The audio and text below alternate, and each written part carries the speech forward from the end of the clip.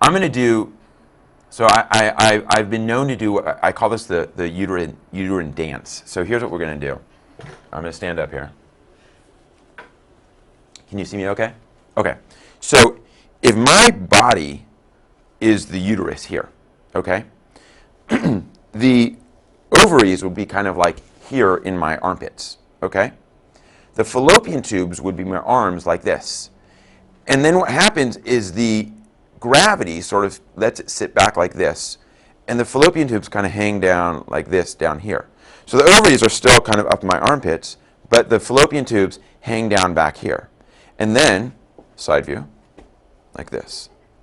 Then what happens is when ovulation occurs, remember that very first picture, how the ovary would be right here and that little bleb pops out, the fluid pops out, and then it comes and that fluid collects in the lowest part of the pelvis, which is called the cul-de-sac of Douglas, named after, I think, Dr. Douglas. And the ends of the fallopian tubes, which have these, which are called the fimbria, which have these finger-like extensions, then flop down into that little lower cul-de-sac.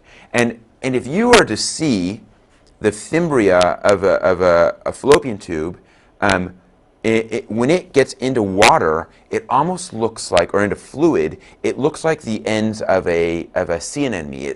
It blooms, and all of this surface area extends. And then what happens is the egg, which is now floating in this little pool of fluid because it came out of the follicle, which is in this the lowest part of the pelvis, that is floating in there, and the fallopian tubes, the fimbria, have now bloomed out, and there's all the surface area, and the egg just gently sort of lands on the end of the fallopian tube, which then ushers it into the rest of the fallopian tube towards the uterus. And that's where, in that fallopian tube, that's where the sperm is, and that's where fertilization occurs. So the fallopian tube never touches the ovary? No, the fallopian tube never touches the ovary. The end of the fallopian tube never touches the ovary. It catches the egg. It catches the egg in the pool of fluid in the bottom of the pelvis. The fallopian, yes, that's a great question. The end of the fallopian tube never touches the ovary.